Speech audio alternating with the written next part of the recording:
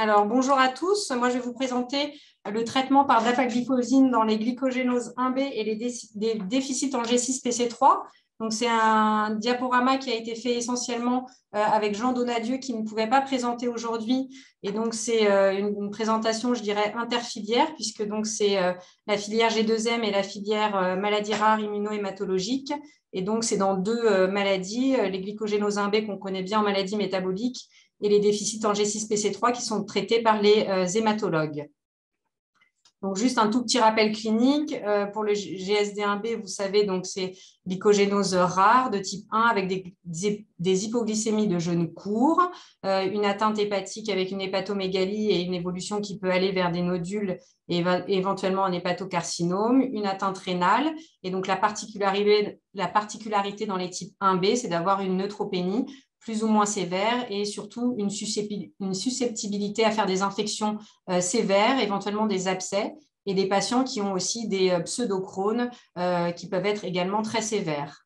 Le G6-PC3 que je connais moins bien, donc c'est des patients qui présentent un syndrome dysmorphique, souvent une atteinte cardiaque qui peut être sévère, une cardiopathie congénitale, qui n'ont pas le problème des hypoglycémies comme dans les glycogénoses 1B, pas d'atteinte hépatique, mais par contre les mêmes manifestations d'infection qui peuvent être très sévères, une neutropénie également plus ou moins importante. Il peut y avoir également une thrombopénie et des patients qui ont également une atteinte inflammatoire digestif de type pseudocrone. En thérapeutique, comme vous le savez, dans la glycogénose 1B actuellement, c'est le traitement surtout diététique avec des repas fréquents, des enfants qui ont besoin d'une sonde nocturne et éventuellement de bolus dans la journée. Ils ont en plus, donc, dans le cadre de cette neutropénie et des infections, du GCSF qui est mis pour une grande partie des patients, parfois des traitements plus ciblés sur l'atteinte inflammatoire digestive avec du méthotrexate, des anti-TNF, des corticoïdes, etc. Il peut y avoir des cas, comme vous le savez, de greffe de foie, mais qui vont améliorer seulement sur le plan métabolique et des adénomes, mais qui ne vont pas améliorer le côté hématologique et le côté pseudo-Crohn. Dans le déficit en G6-PC3, donc des traitements qui sont soit spécifiques pour des cardiopathies congénitales, les prophylaxies pour les infections et sinon les mêmes traitements que dans la glycogénose 1B, c'est-à-dire des injections de GCSF et le traitement de la MICI. Donc, juste un petit rappel pour vous expliquer pourquoi la dapagliflozin. Donc, comme vous le savez sûrement, le complexe glucose-6-phosphatase, c'est un complexe avec 3 protéines qui sont localisées à la membrane du réticulum endoplasmique. Là, les 2 protéines qui sont concernées, c'est le transporteur du glucose-6-phosphate pour la glucogénose 1B et la partie catalytique 3 dans le G6-PC3. Et je vais vous montrer sur un petit graphe après. Donc, ça va être effectivement, ça va intervenir sur la déphosphorylation du glucose-6-phosphate en glucose et donc un système de flux entre le cytoplasme et le réticulum endoplasmique. Et c'est vrai que jusqu'à assez récemment, il n'y avait pas forcément de compréhension très claire de la neutropénie dans ces deux maladies. On savait juste que c'était des anomalies qui induisaient un stress au niveau du réticulum endoplasmique et une anomalie de glycosylation. Et puis, donc, il y a eu un papier assez récent de l'équipe de Louvain, d'Emile Van Schaaftigen et de Maria Vega da Cunha, qui a publié en 2018 sur ces deux maladies, en fait, avec l'explication pour une des explications pour la neutropénie. Donc, comme vous le voyez sur le schéma en haut à droite, en fait, le 1,5-anhydroglucitol, c'est un analogue du glucose, en fait, qui vient essentiellement de l'alimentation. Et donc, une fois dans le cytoplasme, ce 1,5-anhydroglucitol va être phosphorylé en 1,5-anhydroglucitol 6-phosphate et va rentrer dans le réticulum endoplasmique par le transporteur du glucose 6-phosphate et ensuite il va y avoir donc l'action du G6-PC3. Donc en fait le même transporteur pour le 1,5-anhydroglucitol et pour le glucose 6-phosphate. Et en fait l'accumulation, donc si le transporteur du glucose 6-phosphate ou le G6-PC3 sont déficitaires, on va avoir une accumulation de 1,5-anhydroglucitol 6-phosphate qui lui-même va inhiber la phosphorylation du glucose en glucose 6-phosphate et en fait empêcher la glycolyse qui est en fait l'énergie pour le neutrophile et qui explique donc cette neutropénie et cette dysfonction du neutrophile. Donc, pourquoi les inhibiteurs de SGLT2 dans ces maladies-là? Donc ça, c'est pareil, c'est un article qui a été publié assez récemment sur le traitement de la neutropénie et des conséquences de la neutropénie dans la glycogénose de type 1B. Donc, il y a deux inhibiteurs de SGLT2 qui existent, l'empagliflozine et la dapagliflozine, qui sont des médicaments qui sont utilisés chez les adultes comme antidiabétiques oraux, qui sont utilisés dans le diabète de type 2. Et en fait, comme vous le voyez sur les schémas à gauche, donc le but en fait de ces médicaments va être d'augmenter l'excrétion urinaire de 1,5-anhydroglucitol et en parallèle d'inhiber la réabsorption, ce qui permet de diminuer les taux de 1,5-anhydroglucitol 6-phosphate plasmatique et donc de diminuer ou d'éviter en fait cette inhibition de glycolyse. Donc, il n'y avait pas d'indication jusque-là de ces traitements dans la glycogénose 1B et dans le déficit en G6-PC3. Et c'est un traitement qui n'est pas coûteux. Donc, la première étude, c'était sur 4 patients en glycogénose 1B, donc l'équipe de Louvain, dont 3 enfants et un adulte. 3 enfants qui étaient assez petits, 2 enfants qui avaient l'âge de 2 ans, qui ont été traités initialement par empagliflozine avec des doses assez variables entre 0,3 et 0,7 mg kg jour, qui n'ont pas eu d'effet indésirable grave rapporté, pas d'hypoglycémie rapportée. Et il y a 3 des patients qui ont pu arrêter relativement rapidement le G-CSF devant des bons premiers résultats de ce traitement par empagliflozine. Donc, la dapagliflozine ou Forxiga, c'est le premier inhibiteur de SGLT2 qui a été commercialisé en France. Donc, on a traité des patients en dehors d'un essai clinique, mais plutôt sur des recommandations dans un cadre réglementaire, puisque c'était des patients qui étaient enregistrés dans le registre des neutropénies avec une autorisation de la CNIL. Et on a inclus des patients avec, bien sûr, une note d'information explicative aux parents et aux patients, comme quoi on utilisait le Forxiga hors AMM. Les patients ou leurs parents ont signé des consentements. Et donc, il y a eu un comité de pilotage avec le professeur Donadieu, le professeur Labrune et le professeur Delonlay pour qu'il y ait des réunions et un suivi de ce projet des patients mis sous Forxiga. Les modalités de prescription étaient assez simples. Il y avait un bilan préthérapeutique, je vais revenir dessus, et la dose initiale était assez basse. On avait commencé vers 0,2 mg kg jour en 1 à 2 prises, plutôt une prise, avec une augmentation progressive des doses en fonction du taux de 1,5-anhydroglucitol. Et les comprimés disponibles, c'est 5 et 10 mg. On faisait des paliers de doses et on pouvait augmenter la dose en fonction de la réponse sur les polynucléaires et sur le 1,5-anhydroglucitol. Donc, le bilan à l'initiation du traitement, juste, c'est un peu écrit petit, mais globalement, dans le bilan préthérapeutique, en plus de ce qu'on faisait pour un patient glycogénose 1B, on a rajouté bien sûr les dosages de 1,5-anhydroglucitol dans le plasma et dans les urines. Et pour un certain nombre de patients, on a fait également une biopsie ostéomédulaire. On a mesuré aussi la glycosurie dans le temps. Après, ces patients étaient vus régulièrement. À un jour, donc on les hospitalisait. Ils étaient il y avait des numérations régulières à J1, à J8, à J15, à 1 mois. À 1 mois et demi, à 2 mois et après à 3 mois. Et puis après, on espaçait le suivi, on va dire, de façon régulière, comme les autres patients glycogénose 1B ou G6-PC3. Pardon, j'ai oublié de vous dire, il y avait une deuxième biopsie ostéomédulaire qui était proposée entre 2 et 3 mois pour comparer avec la première biopsie qui a été faite en préthérapeutique. Donc, actuellement, il y a 22 patients traités en France, G6PC3 et glycogénose 1B, sachant que ce sont deux maladies rarissimes. Donc, il y a quand même une grande partie maintenant des patients qui sont traités. Il y en a 21 qui sont traités par dapagliflozine et un patient qui est traité par empagliflozine, avec une dose initiale médiane à 0,17 mg par kilo et une dose max médiane à 0,32 mg kilo. Vous voyez qu'il y a une grande variation en fonction des patients, puisqu'on va de 0,16 à 1,3 mg par kilo. Et ce sont des données assez préliminaires, on va dire, puisque la durée médiane de traitement n'est que de 0,7 ans, avec des patients qui sont traités pour certains depuis seulement quelques mois et pour d'autres depuis maintenant à peu près 2 ans. Donc là, c'est les patients au J1 de traitement.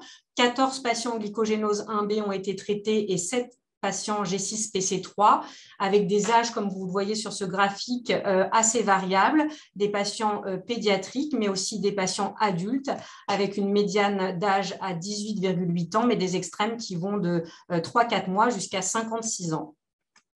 Des situations cliniques à l'initiation du traitement, donc des patients qui étaient globalement assez sévères, puisque vous voyez qu'il y avait 9 patients sur 12 glycogénose 1B qui étaient traités par GCSF et 3 sur 12 qui avaient une maladie inflammatoire du tube digestif. Et pour les patients G6PC3, 4 qui avaient des injections de GCSF et 3 sur 7 qui avaient une atteinte inflammatoire digestive. L'évolution a été bonne, il n'y a aucun effet indésirable grave qui a été identifié chez nos patients, en tout cas pas d'hypoglycémie, ce qu'on redoutait un peu pour les glycogénoses de type 1B, pareil pas d'hypoglycémie dans le groupe G6PC3 et quelques effets rapportés mais probablement non liés au traitement, un patient qui avait de l'acné, une hyperphosphatasie mais qui n'a finalement pas été confirmée et un patient par contre qui a arrêté le traitement par manque d'effets cliniques. L'évolution clinique toujours, 2 sur 6 patients avec une maladie inflammatoire digestive sévère ont pu arrêter leur traitement, donc anti-TNF-alpha ou autres immunosuppresseurs. 0 patient n'a présenté d'infection grave à la suite de l'arrêt du GCSF. Concernant les effets biochimiques suite à la mise sous empagliflozine, vous voyez dans le diagramme de gauche qui rassemble tous les patients qu'on a donc une baisse du 1,5-anhydroglucitol sous traitement. Si effectivement on sépare les patients G6PC3, donc à gauche du graphique de droite, et GSD1B tout à droite, il semble que les taux soient plus réduits dans le groupe G6PC3 par rapport au taux des glycogénoses 1B.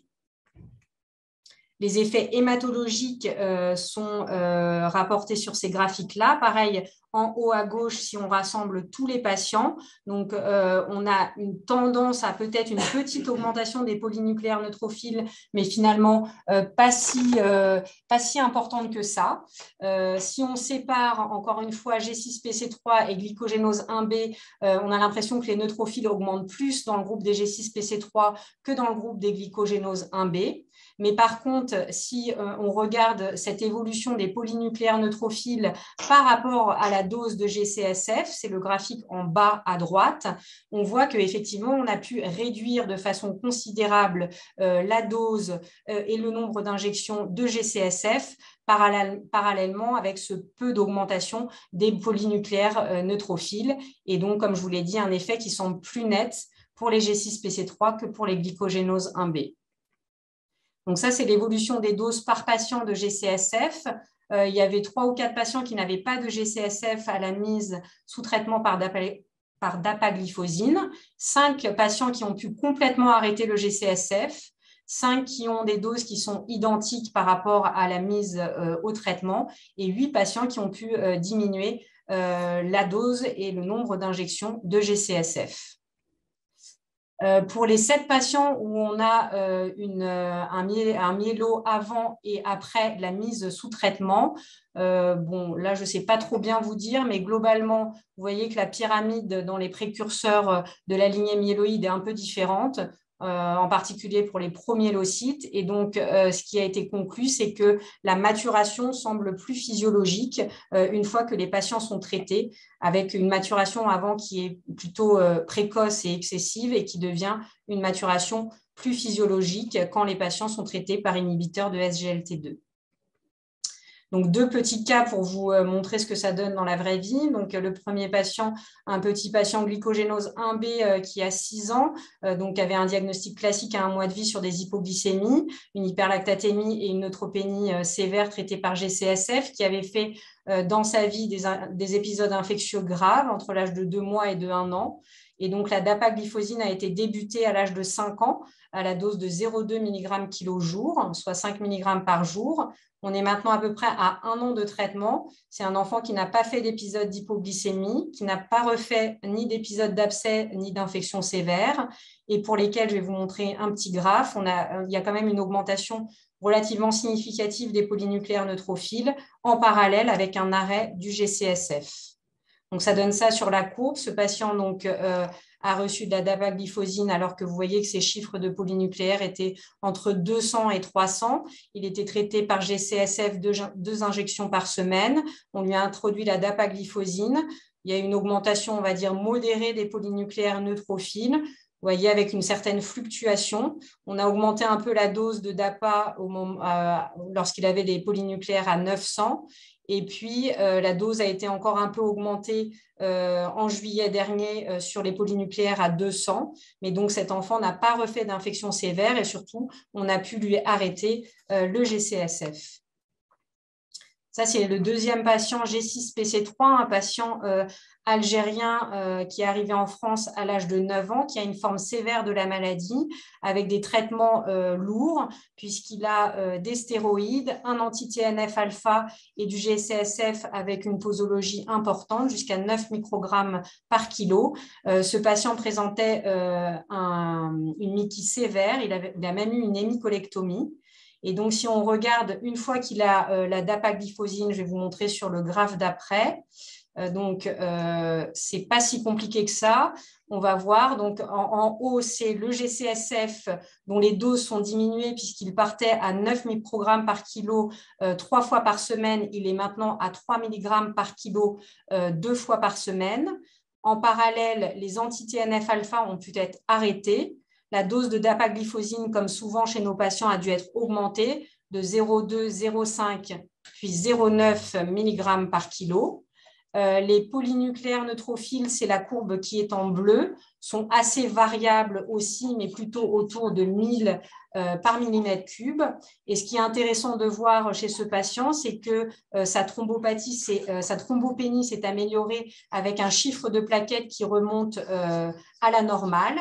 Et en parallèle, vous voyez la courbe rouge qui est la 1,5-anhydroglucétol plasmatique qui était très élevée à la mise sous traitement et qui vient dans des taux qui sont complètement effondrés sous traitement. Juste pour finir, peut-être que vous avez lu ce report récent de Stéphanie Grunert, ou pour ceux qui étaient à la SECIM, vous en avez entendu parler, de 2022, qui est une grande étude rétrospective sur 112 patients dans le monde glycogénose 1B sous empagliflozine. Alors, il y a quelques limites forcément à cette étude parce que c'est un questionnaire qui a été envoyé aux médecins qui s'occupent des patients et forcément, les datas sont assez limitées. Donc, c'était une trentaine de questions envoyées aux médecins. Donc, chez ces 112 individus, l'âge médian au traitement était de 10 ans avec souvent quand même des enfants qui étaient en âge pédiatrique puisque 71% avaient moins de 18 ans. Avant la mise sous empagliflozine, 84% des patients avaient du GCSF. Et dans les résultats, ce qu'on peut dire, c'est qu'une fois traités sous empagliflozine, en gros, la moitié ont pu arrêter le GCSF et 17% ont pu baisser les doses avec une bonne réponse clinique comme ce qu'on a vu chez nos 22 patients, donc au niveau des abcès et des infections. Par contre, il rapporte 18% des patients, enfants et adultes, qui font des hypoglycémies sous empagliflozine, mais dont on n'a aucune donnée, c'est-à-dire que peut-être c'est juste lié à leur maladie, c'est-à-dire à la glycogénose et a priori pas forcément lié au traitement. Les doses d'empagliflozine étaient très variables entre 0,1 et 0,9 mg par kilo par jour, avec à peu près la moitié des patients qui avaient en une prise et l'autre moitié en 2 prises. Aucun chiffre de polynucléaire neutrophile dans cet article et pas de chiffre de 1,5 anhydroglucitol ni de myélogramme. Il rapportait quelques effets indésirables. Pareil, l'acidose lactique chez 6 patients, mais on ne sait pas si c'est au cours d'une hypoglycémie et donc si c'est lié à la maladie. 3 réactions cutanées peu sévères, 3 infections urinaires, ça on peut s'y attendre un peu, c'est dans les effets secondaires éventuels puisque la dapagliflozine entraîne une glycosurie et donc favorise les infections urinaires. Et un patient qui a fait une déshydratation sévère au cours d'une gastroentérite, pas forcément tellement rapporté non plus à l'empagliflozine. Pour conclure, donc, ce sont des résultats qui sont encore préliminaires, mais ce qu'on peut dire, c'est qu'il n'y a pas d'effet indésirable grave du Forxiga, de la dapagliflozine, qu'on a quand même des patients qui se sont franchement améliorés sur le plan clinique, sur le plan des abcès et de l'anémie. Les doses de GCSF ont pu être également franchement diminuées, voire arrêtées, ainsi que les traitements de la maladie digestive. L'élimination du 1,5 anhydroglucitol plasmatique et l'augmentation des neutrophiles semblent un peu moins franches dans les glycogénoses 1B que par rapport au G6PC3. Et enfin, pour les adaptations de doses, donc nous, on l'a plutôt mis en 1 fois par jour. Ça se discute entre 1 fois et 2 fois par jour. Faut-il l'adapter à la NFS? Vous avez vu que les chiffres de neutrophiles n'augmentent pas forcément beaucoup. Ou faut-il l'adapter à la clinique? Nous, on l'a plutôt fait en fonction de la clinique, un peu de la NFS et aussi du dosage de 1,5 anhydroglucitol, mais qui n'est pas fait en routine. En tout cas, il n'y a pas il n'y a pas d'effet secondaire à augmenter la dose, au moins jusqu'à 1 mg par kilo. Et donc là, dans les dernières nouvelles d'hier de Jean Donadieu, on va pouvoir doser la dapagliflozine. Ça va être fait par un laboratoire à Garches. Et je remercie tous les médecins, diététiciens, hématologues, pharmaciens qui se sont occupés des patients, l'équipe bien sûr du professeur Jean Donadieu, l'équipe du professeur Labrune et de Jérémy Docao et Maria Vega d'Acuna avec laquelle on a eu beaucoup de réunions pour discuter des patients. Voilà, je vous remercie. Je ne sais pas qui modère, mais moi j'ai une question. Pierre Brouet. Alors, Pierre, est-ce que tu as une question, Pierre? Oui, j'en ai une en plusieurs morceaux. Est-ce que sur les patients traités avec dapagliflozine, d'abord bravo Anaïs pour ta présentation qui est très claire. Je sais que G6PC3, ce n'est pas ton domaine. Donc pour les patients GSD1B, est-ce que on a pu observer une amélioration de l'hémoglobine, comme c'est suggéré dans le papier du Gruner? Est-ce qu'on a observé, certains font des manifestations articulaires, hein, des arthrites, est-ce que ça a été le cas ici? Est-ce qu'il y en avait qui avaient des manifestations et qui ont disparu? Et troisième aspect de la question aussi sur les effets, c'est sur l'atteinte rénale, puisqu'il semblerait que ça améliore les tubulopathies, même si ça entraîne une glycosurie, ces produits. Est-ce que ça pourrait avoir un effet sur l'hyperfiltration qu'on observe dans les glycogénoses 1 A et B à ce moment-là? Ouais. Est-ce que tu as regardé les chiffres de créatine? Est-ce qu'ils remontent un peu, par exemple? Voilà. Alors, merci Pierre. Du coup, sur les manifestations articulaires, je ne crois pas qu'il y avait aucun des patients là dans l'étude française qui avait des manifestations articulaires, que ce soit enfant ou adulte. Du coup, je ne peux pas te répondre, mais a priori, ils n'en avaient pas avant la mise sous traitement, donc c'est un peu compliqué de répondre. Pour ce qui est de l'hémoglobine, c'est assez variable. On n'a pas pris les chiffres. Enfin, je n'ai pas de médiane à te donner, donc à voir. Et après, pour ce que tu dis, c'était quoi la troisième question? C'est pour éventuellement une amélioration. Rénale. Alors, en théorie, oui. Alors après, pareil, on a des patients avec des âges très différents. C'est vrai que chez les petits, en général, on n'a pas encore le problème, on va dire, rénal. Chez les patients adultes, ça a été regardé pour l'instant. Alors, c'est des patients quand même qui sont traités depuis entre 6 mois et en moyenne, tu as vu, entre 6 mois et 1 an. Il y en a quelques-uns où c'est 2 ans. Je pense qu'on n'a pas assez de recul pour le dire. C'est vrai que en tout cas, comme c'est dans le bilan qu'on leur fait systématiquement, on pourra répondre à cette question.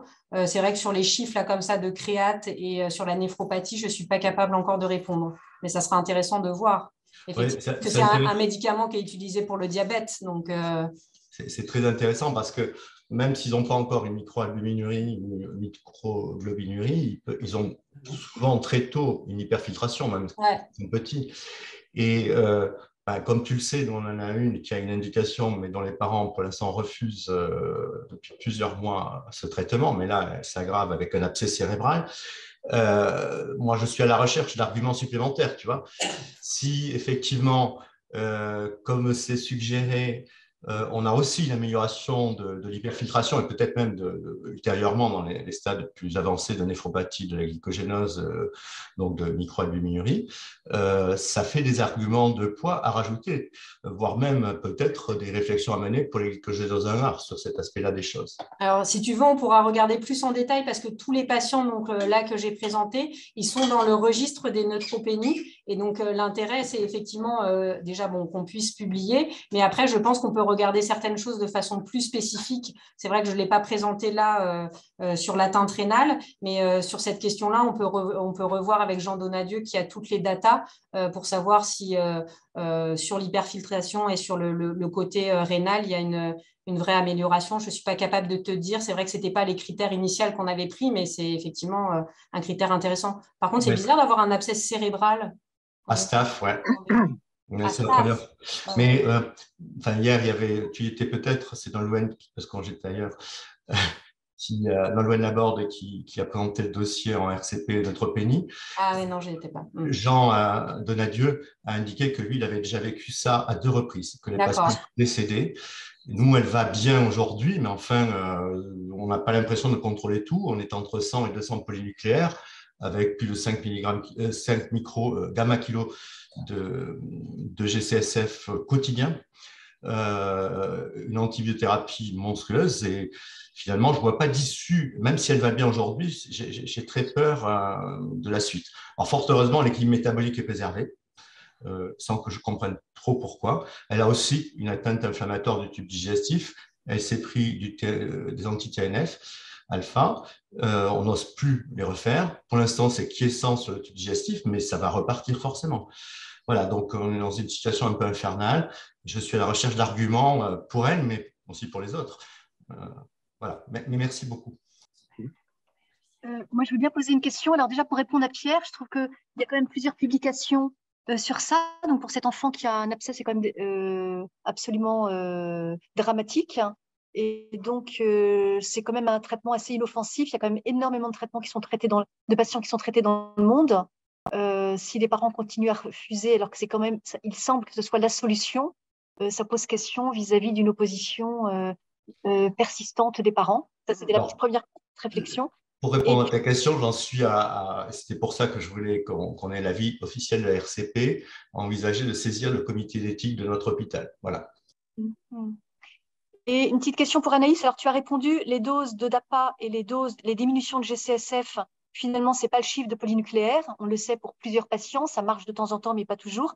Donc, c'est l'effet clinique. Quid de la glycosurie? Et faut-il continuer à doser la 1,5-AG? Maria le veut bien, c'est un peu lourd d'aller envoyer des prélèvements, il faut préparer un peu. Donc, finalement, est-ce que la clinique à l'avenir va suffire parce qu'il y a quand même tellement de patients et en plus, peut-être qu'on aura le dosage du médicament. Est-ce que c'est la glycosurie? Puis si le patient est parfaitement stable, est-ce qu'on commence à baisser les taux de GCSF? S'il refait un abcès, on augmente la DAPA. Comment tu vois les choses à l'avenir? Alors en fait, donc effectivement sur le chiffre, comme on l'a vu de polynucléaire, c'est assez fluctuant en fonction des patients et c'est pas forcément effectivement une élévation qui est très nette. Encore une fois, c'est sûrement plutôt la fonction des neutrophiles qui a l'air d'être meilleure qu'avant traitement. Donc c'est vrai qu'il ne faut pas se fier que au chiffre des polynucléaires neutrophiles et donc plutôt effectivement à la clinique. Après, c'est bien de savoir que les taux d'un 5 anhydroglucitol vont baisser plus en fonction de la dose qu'on met de dapagliflozine. Donc, je pense que c'est bien quand même d'avoir monitoré les patients pour savoir ce qu'on fait, parce qu'après, si le patient ne répond pas, on ne va pas forcément savoir pour quelles raisons il ne répond pas. Est-ce que c'est la dose qui n'est pas assez importante? Donc, c'est vrai que c'est un peu du sur-mesure, je dirais. Donc, pour l'instant, je pense qu'il vaut mieux continuer à doser le 1,5 anhydroglucitol pour savoir un peu plus ce qu'on fait. Et enfin, c'était quoi ta question? Oui, voilà, c'était ça. Donc, le chiffre des polynucléaires neutrophiles ne fait pas tout, en effet. Et si c'est un patient qui faisait beaucoup d'infections et qui n'en fait plus, ça vaut quand même la peine de baisser effectivement le GCSF. Et à chiffre égal de neutrophiles, s'il ne fait pas d'abcès, c'est que ça a l'air de marcher. Après, donc l'avantage qu'on va avoir, c'est que a priori, donc on va pouvoir doser la dapagliflozine, donc on va aussi un peu plus savoir ce qu'on fait, parce que peut-être que pour la même dose, certains patients n'ont pas la même réponse, mais n'ont peut-être pas le même dosage plasmatique. Donc voilà. Alors, la dernière chose, le dernier point de la question de Pascal, c'était la glycosurie. Alors, la glycosurie, elle est aussi assez fluctuante et assez variable en fonction des patients. Les G6-PC3 ont l'air d'avoir une glycosurie plus importante. Forcément, ils sont peut-être un peu plus, ils ont peut-être des glycémies un peu plus élevées que nos patients glycogénose 1B. Ceci dit, nos patients glycogénose 1B qu'on met sous traitement, ils ont une glycosurie, ce qui montre bien, alors qu'ils ne font pas d'hypoglycémie, ce qui montre bien qu'ils ne sont pas toujours normoglycémiques, ils doivent bien être un peu hyperglycémiques, surtout quand par exemple, on les alimente la nuit, hein, enfin, on fait ce qu'on peut, hein, mais donc ils ont quand même une glycosurie qui a l'air d'être variable, mais qui existe. Une toute petite question pratico-pratique pour tous les médecins métaboliciens en France. Quel labo dose le 1,5 AG? Aucun labo. Combien de Maria labos Vega da Cunha. Donc, c'est pour l'instant des prélèvements qui étaient envoyés à Louvain. Personne ne dose le 1,5 anhydroglucitol, ce qui rend effectivement les choses un peu compliquées, je l'entends bien. OK. Donc, et Anaïs, juste une remarque. Je ne suis pas sûr d'avoir bien compris, mais en fait, ils ont tous, les patients traités et même une personne normale, si elle a ce médicament, cette classe de médicaments, elle va avoir une glycosurie, non, de toute façon, parce que c'est un inhibiteur du transporteur. Exactement. Ouais, tu empêches la réabsorption et donc tu favorises. Donc, ça ne montre pas nécessairement une hyperglycémie. Ouais, c'est vrai. Oui, tu as raison. C'est peut-être quand même un outil de suivi qui est important. Bon, voilà, juste une remarque. OK. Est-ce qu'il y a d'autres questions? Parce que sinon, on peut passer à… Alice Hautuel, donc en pneumologie à Necker, qui est en fait l'une des pionnières de la thématique qu'elle va nous présenter. Les ARNT aminoacyles synthétase, dont elle avait commencé à étudier au départ la synthétase de la méthionine. Elle va nous en parler certainement. Et donc, un sujet qui, entre-temps, depuis qu'elle avait commencé cela, en fait, au milieu d'un manque d'intérêt assez général, maintenant, c'est un sujet très large avec beaucoup de gènes qui ont été identifiés et associés à des maladies chez l'homme. Et donc, voilà le titre de sa présentation. Phénotype multisystémique associé aux mutations des gènes ART synthétase cytosolique, les avancées physiopathologiques et thérapeutiques, et l'exemple donc de la méthionine ARNT synthétase cytosolique. Voilà, merci Alice. Alors, bonjour à tous. Déjà, je voudrais remercier Pascal de m'avoir invité à vous présenter ce travail. Je m'excuse, je vous prie de m'excuser pour cette voix, mais j'ai une grosse pharyngite. J'espère que je vais tenir jusqu'à la fin du topo. Donc, effectivement, aujourd'hui, on va parler des phénotypes multisystémiques qui sont associés aux mutations des ARNT synthétase cytosolique, et on va plus particulièrement s'intéresser aux mutations de l'ARNT synthétase de la méthionine. Alors, juste un petit rappel sur la fonction des ARNT synthétase. Donc, les ARNT synthétase ont pour fonction canonique de catalyser la réaction d'aminoacylation qui permet la fixation de l'acide aminé sur son ARN de transfert, qui est une étape essentielle à la traduction protéique. Mais ces enzymes, elles ont aussi des fonctions non canoniques. Elles jouent un rôle dans l'édition et la correction pour la traduction protéique. Elles ont aussi un rôle de détecteur, de sensor d'acide aminé dans la cellule, ce qui va permettre la transduction du signal pour certaines voies de signalisation. Elles vont interagir aussi avec d'autres protéines par des domaines qui ont été acquis au cours de l'évolution. Il y a aussi des rôles de forme tronquée et fragmentée, et elles ont des fonctions au sein d'un multicomplexe protéique cytosolique qu'elles forment avec d'autres ARNT synthétase, avec plusieurs fonctions, comme on le voit sur le schéma en bas à droite, dans le métabolisme, le développement, l'angiogénèse, la tumorigénèse, l'immunité, l'inflammation. les domaines des différentes fonctions de ces ARS, aminoacylation, édition et liaison multicomplexes, sont distincts.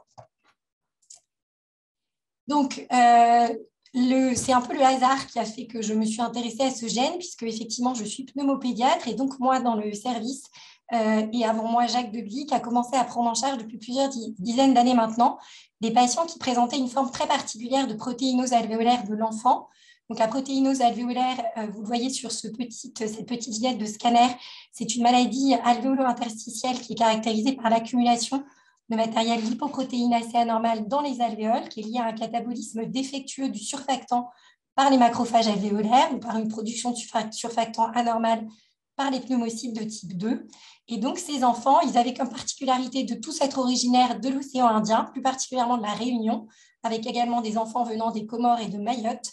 C'était une protéinose de début très précoce, qui était associée aussi à des difficultés nutritionnelles et de croissance, une atteinte hépatique avec une cholestase et une cytolite, voire une stéatose et une cirrhose, une inflammation et une anémie, des pseudokystes périventriculaires à l'IRM cérébral qui sont très particuliers.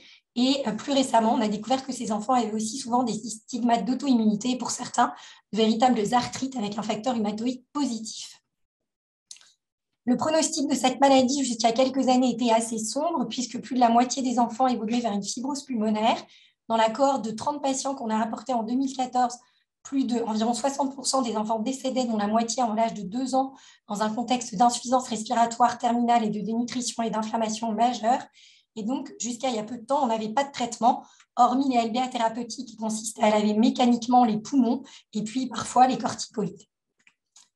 Alors, on a pu identifier le gène MARS1 comme étant à l'origine de cette maladie, puisqu'au cours de mon postdoctorat à Imagine, j'ai pu réaliser le séquençage de l'exome chez 10 patients réunionnais et on a identifié 2 variants homozygotes dans MARS1, donc ils sont tous double homozygotes, les patients réunionnais, et on a confirmé ces 2 mutations dans d'autres patients de la cohorte et on a identifié 2 autres variants chez des patients qui étaient issus d'autres ethnies.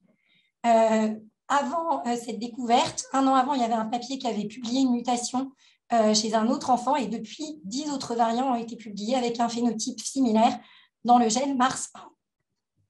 Donc, le gène MARS1 code pour l'ARNT synthétase de la méthionine. Donc, après, on a essayé de mieux comprendre ce qui se passait et ce qu'entraînaient les mutations au niveau de la fonction de l'enzyme.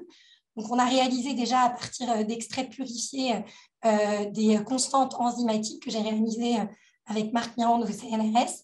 Ce qu'on a montré, c'est que par rapport aux sauvages, en tout cas le double mutant réunionnais avait un KM pour la méthionine qui était 10 fois augmenté, avec une vitesse de la réaction qui était diminuée d'un facteur 5 à 6.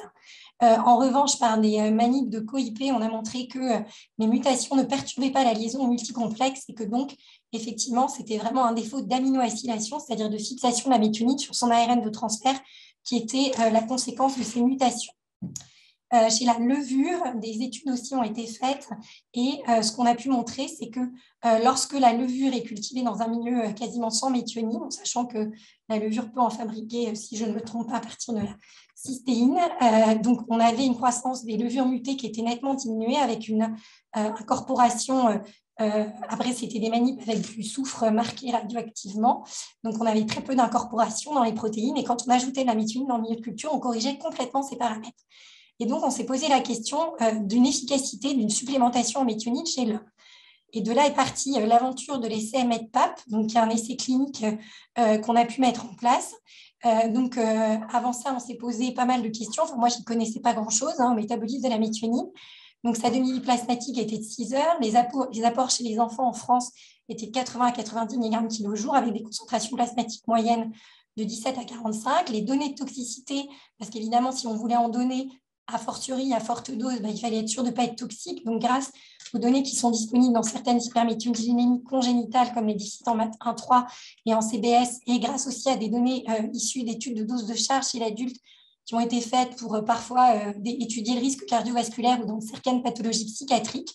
Avec ça, on a pu rassembler des données de toxicité pour savoir ce qu'on devrait surveiller chez nos patients. Donc, en toxicité chronique, il peut y avoir une cytolyse hépatique, un œdème cérébral, une hyperhomocysteinémie qui étaient tous réversibles lorsque l'hyperméthionémie baissait, et puis dans les données qui étaient déjà publiées avant, et puis certains effets transitoires dans les études de dose de charge et qui étaient effectivement réversibles. Et puis, pour essayer de déterminer ce qu'on se donnerait comme objectif de concentration plasmatique, on était sûr qu'il fallait a priori être supérieur à la concentration plasmatique normale parce que ces enfants dans cette protéinose Mars n'ont pas d'hypométhionémie de base, hein, ça on l'avait dosé plusieurs fois, mais on se disait jusqu'où il fallait aller. Donc on s'est dit que comme dans les hyperméthionémies héréditaires, la restriction était recommandée lorsque la concentration plasmatique dépassait 500 à 800 micromolaires, on pouvait tolérer au moins 500 sans prendre taux de risque. Et pour l'hyperhomocystéinémie, on s'était donné des objectifs de 30. Donc cet essai a pu être mis en place. On a inclus le premier patient en 2019. Donc, on s'est fixé de donner une supplémentation quotidienne en méthionine par voie orale ou entérale à des doses de 20 mg kg. Alors, au départ, on n'était pas parti sur des horaires fixes, mais on s'est rendu compte en faisant des cinétiques plasmatiques que si on voulait vraiment que les patients soient imbibés de méthionine, il fallait le donner à heure fixe toutes les 6 heures. On se rend compte maintenant qu'avec la croissance chez les plus grands, parce qu'il y a certains adultes maintenant qui sont traités, on peut le donner en toutes les 8 heures, mais en tout cas, chez les petits, il faut vraiment le donner toutes les 6 heures. On voulait doubler à peu près les apports quotidiens, donc on est parti sur 20 mg kg toutes les 6 heures. On a évalué l'efficacité, bien sûr respiratoire sur le phénotype de la protéinose, hépatique sur la croissance, sur l'inflammation, et puis bien sûr la sécurité et la tolérance. Et on a adapté les posologies aux concentrations sanguines après avoir déterminé le pic qui était à 1 heure de la prise. Donc, pour l'essai, on a eu un financement pour pouvoir inclure 4 patients et suite à l'essai et au succès, on a pu déposer un brevet. Donc, je vous montre les résultats obtenus chez la première patiente pour le phénotype respiratoire. Donc, vous voyez en haut le scanner. Alors, le scanner n'est pas très pathologique chez cet enfant, mais il faut savoir qu'à la réunion, dès qu'on a une insuffisance respiratoire associée à une hépatomégalie, maintenant, le diagnostic est fait très rapidement. Mais en tout cas, quand elle est arrivée chez nous en métropole à l'âge de 6 mois, alors que le diagnostic, date à laquelle avait été fait le scanner, elle avait 3 mois quand a été fait le scanner. Nous, on l'a incluse à 6 mois. Elle était oxygéodépendante et probablement si on avait refait le scanner, il aurait été plus pathologique. Néanmoins, quand on a fait un premier lavage thérapeutique chez cet enfant, voilà ce qu'il montrait avant la mise sous traitement. Vous voyez ici macroscopiquement ce que donne le lavage broncho-alvéolaire d'une protéinose. Donc, c'est un liquide très épais, très lactescent. À l'anapathe, on voit beaucoup de macrophages alvéolaires qui sont remplis de matériel PAS+, avec un aspect sale sur le fond du LBA avec une accumulation et également de matériel PAS+, extracellulaire, et puis la coloration à huile rouge qui charge les graisses et qui montre bien l'incapacité de ces macrophages à métaboliser en tout cas les lipides une fois qu'ils ont phagocyté le surfactant. Après 3 mois de traitement, on lui a refait un lavage et là, déjà le scanner qui était complètement normal cette fois, et puis le lavage, je me souviendrai toujours du jour où ma chef de clinique m'a appelé pour me dire écoute, c'est propre, bon.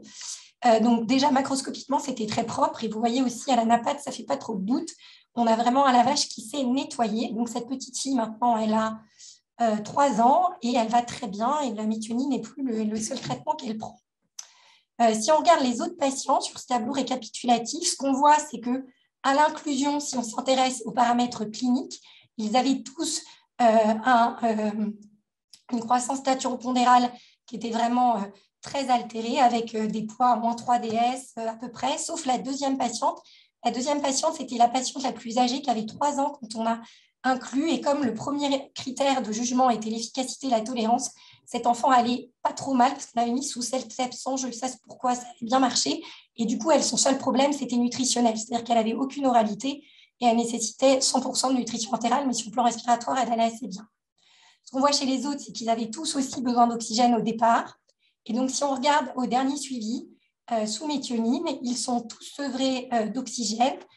Le dernier patient avait même besoin de VNI continu avant qu'on lui mette en place sa méthionine, malgré plus de 20 lavages thérapeutiques et plusieurs bolus de solumédrol. Et donc, aujourd'hui, il n'a plus d'oxygène. Ils ont tous rattrapé en poids avec une croissance pendant qui est satisfaisante.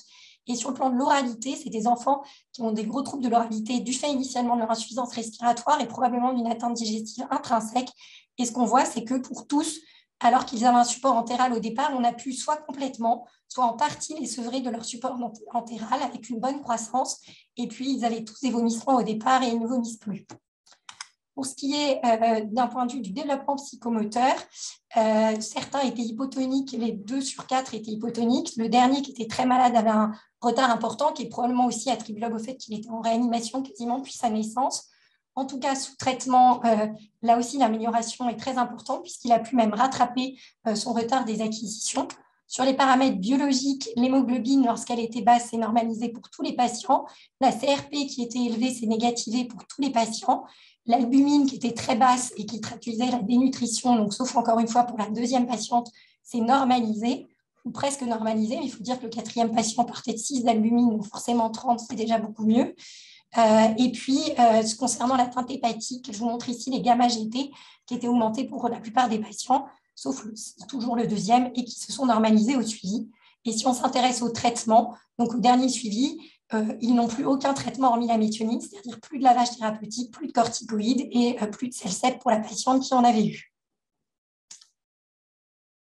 En ce qui concerne la tolérance, on n'a pas eu d'effet secondaire du traitement, sous réserve que les concentrations plasmatiques étaient très étroitement monitorées, ce qui nous évitait de dépasser ce seuil de 500-800 micromolaires. Et lorsque c'est arrivé, on a pu intervenir avant que l'effet secondaire se développe. Et depuis, il y a 15 autres patients traités avec des résultats similaires. Et maintenant, les nourrissons qui arrivent avec ce diagnostic n'ont plus aucun lavage thérapeutique, c'est-à-dire qu'on les met sous méthionine. Et déjà, au bout de 15 jours, 1 mois de traitement, on a une amélioration qui est franche. Alors, il y a d'autres mutations d'ARNT synthétase cytosolique qui existent avec des phénotypes similaires. Je vous montre ici la revue de Sabine Fuchs qui a été publiée en 2019, qui reprenait les différentes atteintes et mutations d'ARNT cytosolique. Ce que vous voyez, c'est que ça atteint essentiellement le système nerveux, la croissance, une atteinte gastro-intestinale, une atteinte hépatique et pulmonaire. Et récemment, son équipe a également publié des résultats de supplémentation en acides aminés spécifiques pour d'autres mutations, notamment l'isoleucine, la leucine, la phénylalanine et la sérine.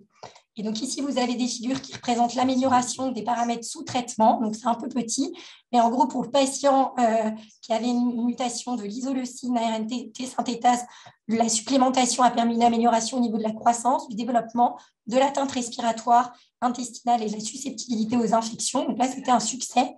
Pour la leucine également, pour la sérine également, pour la phénylalanine, c'était un phénotype très sévère chez un petit nourrisson qui est malheureusement décédé, notamment du fait d'une insuffisance hépatocellulaire très importante.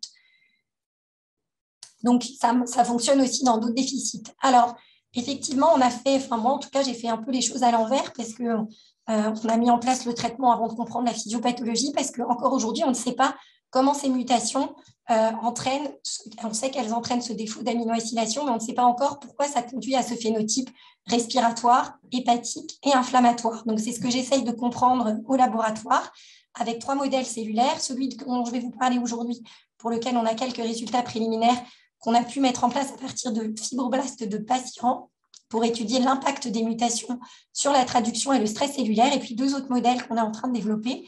Un modèle de monocytes macrophages et de cellules épithéliales alvéolaires, puisque moi, ce qui m'intéresse, entre autres, c'est de comprendre quels sont les mécanismes qui conduisent à la protéinose chez ces patients. Alors, pour ce qui est du modèle de fibroblastes, là aussi, l'équipe de Sabine Fuchs a publié récemment quelques résultats. Leur hypothèse était que comme ces patients ont des symptômes sévères précoces, qui s'aggravent au cours des infections, avec une forte demande en acides aminés dans les organes touchés au cours des premières années de vie, ils ont décidé de réaliser des études de prolifération cellulaire à des concentrations décroissantes en acides aminés pour challenger un peu leur modèle cellulaire. Et voilà ce qu'on obtient chez les mutants qui sont donc en fait, qui ont été réalisées ces études à partir des patients que je vous ai présentés dans les diapositives juste avant. Donc ce qu'on voit, c'est que quand on se met à des concentrations plasmatiques, à des concentrations soit 70%, soit égale à 7%, soit égale à 0% de la concentration plasmatique ici pour le mutant YARS, on voit que la prolifération cellulaire mesurée par impédance baisse de façon significative dans les cellules mutées par rapport au contrôle. On obtient des résultats similaires pour le mutant FARS-B. Là aussi, quand on baisse la concentration en phénylalanine dans le milieu de culture, les cellules prolifèrent moins. Elles prolifèrent aussi moins que chez les contrôles, mais ce problème de prolifération est plus important dans les cellules mutées. Pareil pour les mutations LARS. En revanche, pour les mutations SARS, ce n'était pas observé et les auteurs émettaient l'hypothèse que c'était lié au fait que ce n'était pas un acide aminé essentiel et que la cellule pouvait s'en procurer par ailleurs. Donc voilà, donc aux concentrations plasmatiques, il n'y avait pas de différence de prolifération entre les cellules des patients et les cellules de contrôle, mais lorsqu'on baissait la concentration d'acide aminé dans le milieu de culture, on avait une diminution significative de la prolifération des cellules mutées. Donc au laboratoire, c'est ce qu'on a déjà essayé de reproduire pour nos mutants Mars1. Donc on disposait de 3 lignées fibroblastiques immortalisées de contrôle qui nous ont été fournies grâce à une collaboration avec l'équipe de Vincent Mouly à l'Institut de Biologie à la Pitié, qui a aussi immortalisé 3 lignées pour des patients Mars, donc 2 patients qui sont porteurs des mutations réunionnaises et une patiente roumaine hétérozygote composite qui était venue dans le service pour la mise en place du traitement par méthionine en 2020 avec une mutation stop. Pour une des 2 mutations, probablement un stop. Donc, ce qu'on a regardé en InQSight, c'est la prolifération cellulaire des patients par rapport au contrôle à des concentrations décroissantes de méthionine. Donc, vous avez, en fait, on a fait des expériences à 200 micromolaires, ce qui correspond à la concentration habituelle dans le DMEM, ce qui correspond donc déjà à un milieu très enrichi finalement en méthionine.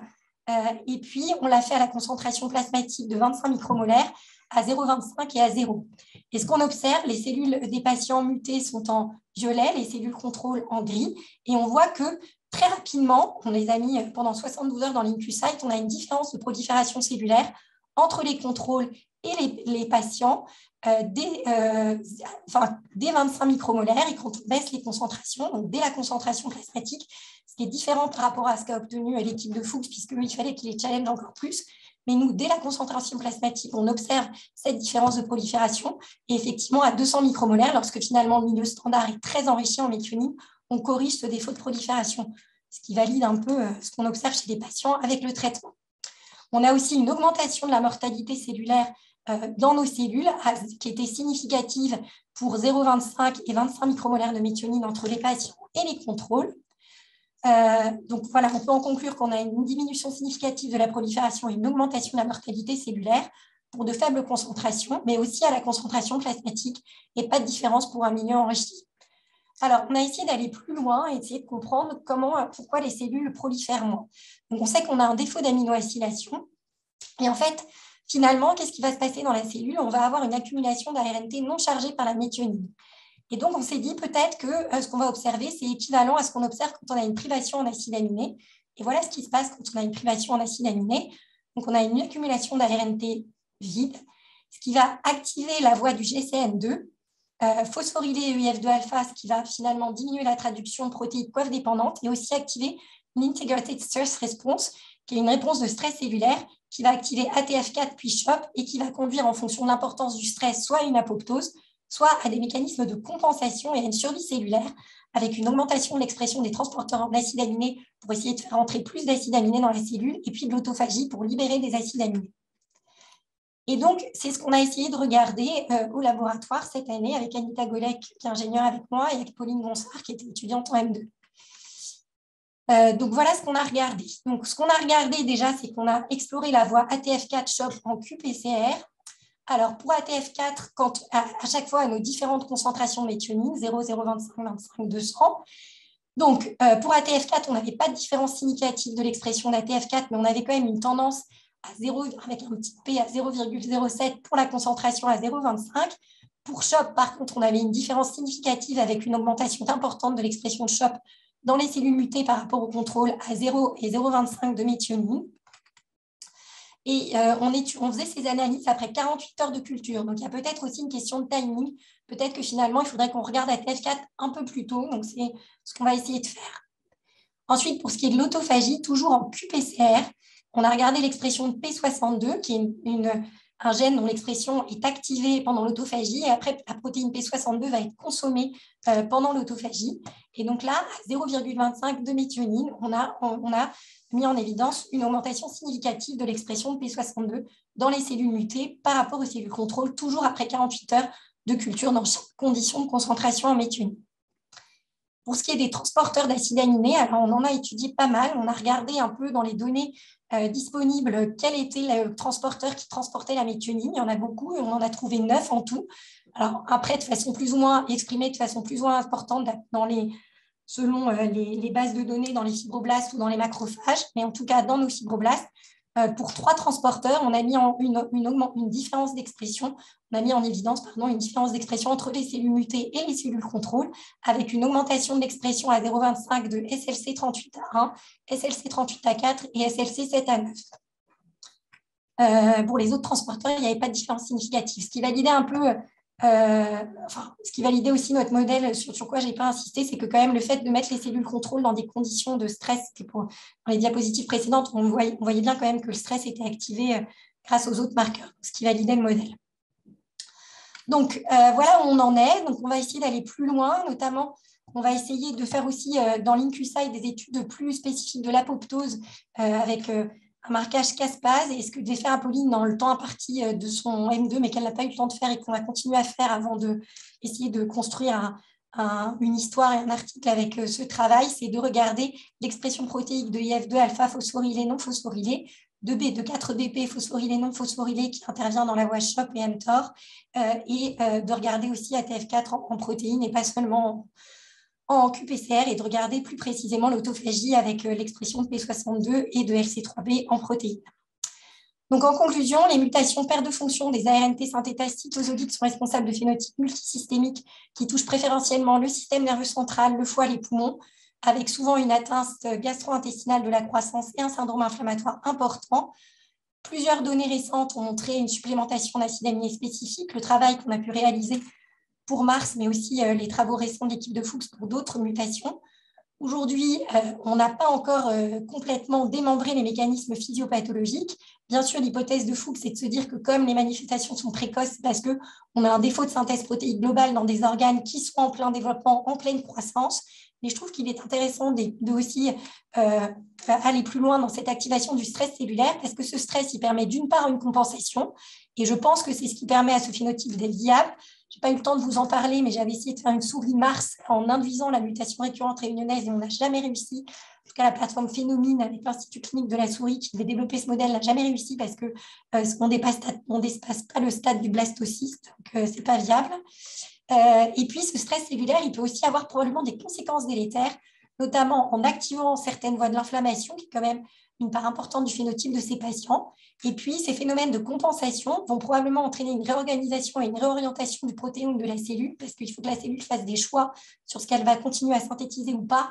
Et ça aussi, ça pourrait être quand même à l'origine peut-être des atteintes d'organes et des conséquences délétères de ces mutations. Donc, c'est ce que j'espère pouvoir étudier dans les années à venir. Et les perspectives, donc effectivement, c'est de poursuivre les études sur les fibroblastes et de mettre en place ce modèle spécifique selon le type cellulaire, notamment au sein de mon équipe pour les macrophages et les cellules épithéliales alvéolaires de type 2. Et pour le foie, une collaboration sûrement va être mise en place avec une équipe au Cordelier qui travaille notamment sur les NASH et que le sujet intéresse pas mal.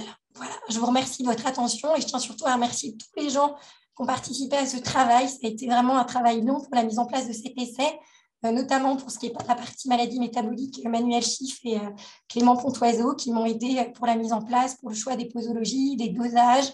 Et maintenant, vraiment, le labo de Clément et de Chris ont fait des efforts considérables pour qu'on ait les résultats des dosages très rapidement. Et maintenant, on les a du jour au lendemain. Donc, c'est fantastique pour adapter le traitement chez ces enfants. Tous les autres cliniciens, la pharmacie qui a mis en place une suspension buvable de méthionine, parce qu'au départ, on fonctionnait avec des gélules, de la poudre, et chez les nourrissons, c'est vraiment compliqué. Donc ça aussi, ça va être breveté. Les médecins de la Réunion qui suivent ces enfants, et puis les gens qui ont pu financer ce travail. Voilà, je vous remercie pour votre attention. Écoutez, bravo pour ce super beau travaux et présentation tout à fait passionnant, avec des résultats plus que promoteurs. Je ne sais pas s'il y a des questions. J'en ai une éventuellement.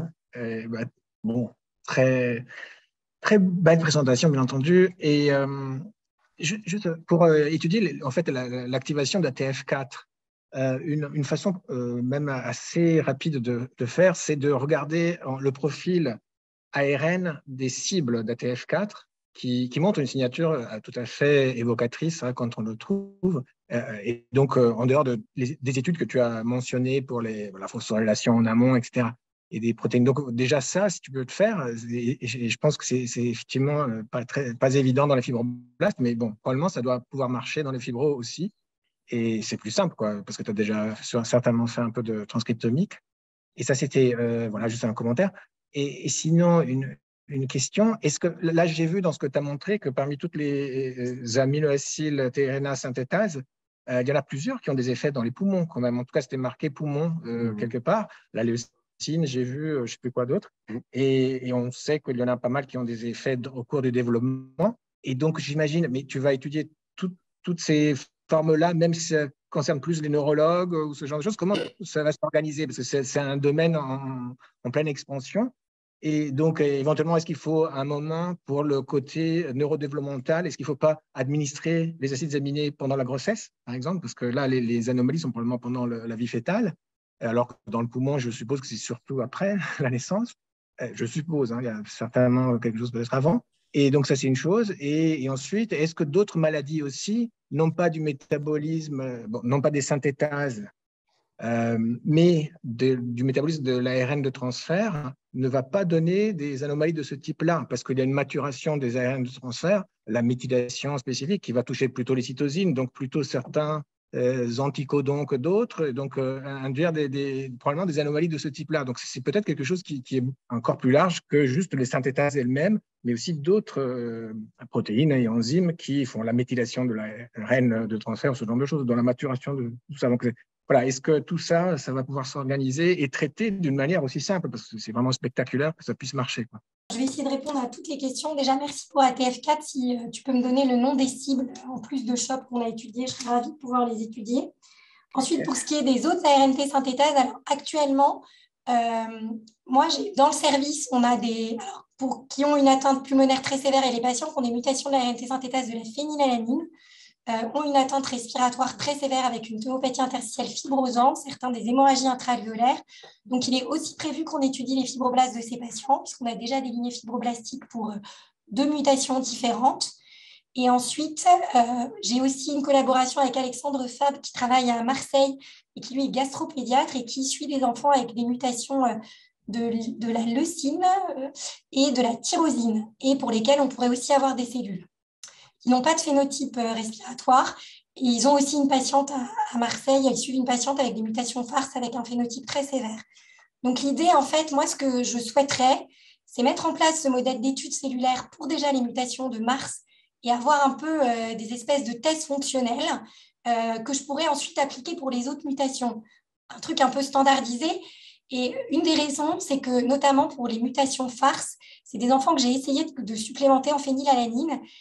Et pour l'instant, ça ne marche pas très bien, alors qu'on pourrait penser que ça marcherait aussi bien. Alors, pour certains patients, je pense que c'est parce qu'on a commencé trop tard et qu'ils avaient déjà une fibrose pulmonaire très avancée. Mais pour la patiente de Marseille, qui est très, très jeune, je ne sais pas. Je ne sais pas si c'est un problème de dosage. Et donc, du coup, de faire ces études à des concentrations différentes, avec un milieu enrichi en phénylalanine, parce que déjà, le DMEM classique, il est aussi très enrichi en phénylalanine, on pourrait voir si, finalement, on pourrait faire une preuve de concept cellulaire avant d'aller aux patients cette fois et pas faire les choses à l'envers comme je les ai faites, et voir aussi quelles sont les voies de signalisation qui sont impactées, parce que si par exemple la phénylalanine ça marche pas dans les FARS, peut-être que ça permettrait de mettre le doigt sur d'autres pistes thérapeutiques.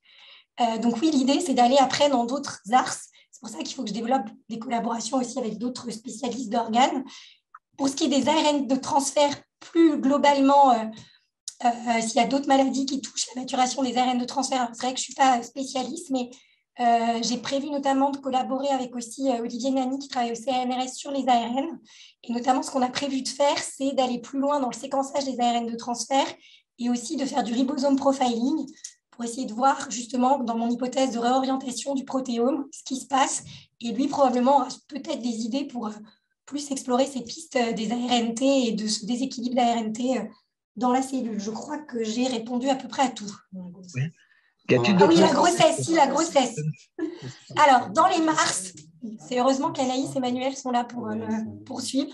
Je ne sais pas parce que, en fait, en tout cas, nous, dans les Mars, clairement, ce n'est pas le phénotype neuro qui est au premier plan. Même s'ils ont ces kystes périventriculaires, ces pseudokystes qui sont, d'après Nathalie Baudard, très particuliers et qu'elle n'a quasiment jamais vu ailleurs, à part dans les déficits en plasma linogène, enfin, des choses que je ne connais pas très bien. Eux, finalement, on peut se dire que le retard qu'ils avaient initialement était probablement lié à leur célérité, qu'ils passaient leur vie en réa, qu'ils avaient 100 anesthésies générales par an pour les lavages. Donc, je ne sais pas. En tout cas, ce qui est sûr, c'est qu'il se passe quelque chose avant la grossesse, parce qu'ils naissent, en tout cas, les Mars, ils naissent tous avec un RCIU. Et pour les FARS, ils sont microcéphales, et eux, pour le coup, ils ont une atteinte neuro plus importante. Donc oui, peut-être qu'il faudrait faire une supplémentation pendant la grossesse. Après, la question qu'il faut se poser, c'est est-ce qu'il y a un risque pour la grossesse? En tout cas, là, j'ai une femme enceinte, Mars, qui a été transplantée du poumon et pour laquelle on a décidé de poursuivre la méthionine après la greffe parce que justement, on ne connaît pas bien la physiopathologie. Elle est enceinte. Pour l'instant, on lui a donné le fœtus, on sait qu'il n'est pas atteint. On lui a donné de la méthionine déjà et pour l'instant, c'est bien toléré. Mais je ne sais pas s'il y aurait un intérêt, mais il y aurait probablement aussi des modalités de posologie qu'il faudrait discuter et des fluctuations des concentrations plasmatiques pendant la grossesse. En tout cas, ce que j'ai constaté avec cette patiente, c'est-à-dire qu'il faut vraiment monitorer. Moi, là, je lui dose la méthionine tous les 15 jours. Voilà. Juste peut-être un commentaire, excuse-moi. Après, on demandera s'il y a d'autres questions. Désolé de monopoliser un peu les choses. Puisque le problème, si le problème c'est ATF4 et donc une réaction en fait à une diminution du potentiel de traduction protéique, c'est pas juste ce ralentissement de la traduction, mais il y a une réaction d'alerte cellulaire, de stress cellulaire avec ATF4 approuvé, mais bon, qui a l'air d'être, parce qu'il y a quelques cibles quand même qui sont activées certainement. Et est-ce que dans un modèle cellulaire donc qui permet de faciliter les choses que tu es en train de développer, est-ce qu'une question qui peut se poser est celle de réduire la quantité des autres acides aminés au même temps qu'on augmente celle de l'acide aminé impliqué dans le déficit, puisque la réponse quand même au stress des acides aminés, en fait des ARNT non chargés, c'est un déséquilibre entre ceux qui sont chargés et ceux qui ne le sont pas. Dans cette mesure-là, c'est pas que ça, hein. En fait, c'est un peu plus compliqué que ça, mais si jamais il y a une composante de ce type-là, est-ce qu'un régime sélectif des autres acides aminés par rapport, et donc évidemment, voilà, c'est une possibilité théorique, mais qui peut se tester assez facilement quand même en in vitro, j'ai l'impression. Donc voilà, juste un commentaire. Hein. Donc après, c'est pas. Ok.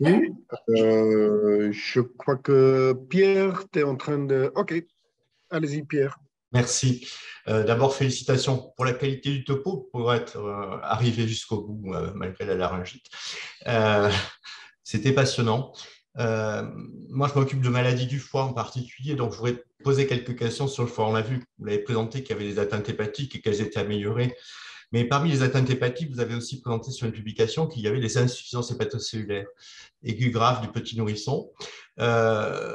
Effectivement, je suis ça de près, il y a de plus en plus de case reports où on retrouve ça dans les insuffisances hépatiques aiguës du nourrisson.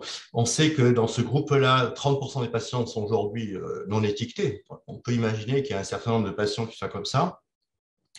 Est-ce qu'on peut imaginer un jour, et le cas que vous avez présenté, on a vu qu'il était décédé aussi, c'est quelque chose qui va très vite. Est-ce qu'on peut imaginer un jour que chez ces patients, on a l'habitude de restreindre un peu les protéines sous prétexte d'encéphalopathie hépatique, même si ce n'est pas vérifié?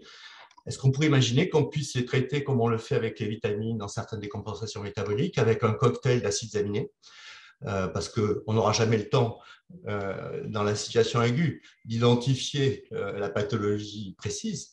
Est-ce qu'on pourrait imaginer que ça puisse être un traitement de sauvetage qui permette d'éviter une transplantation hépatique un jour? Alors, en tout cas, il y a eu certains case reports où, au départ, ils ont commencé par effectivement donner d'abord un enrichissement protéique global sans donner forcément l'acide aminé spécifique.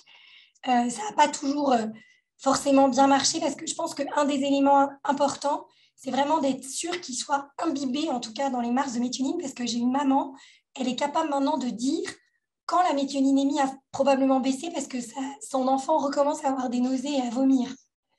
Et donc, elle sait à l'avance qu'il va falloir réaugmenter le dosage.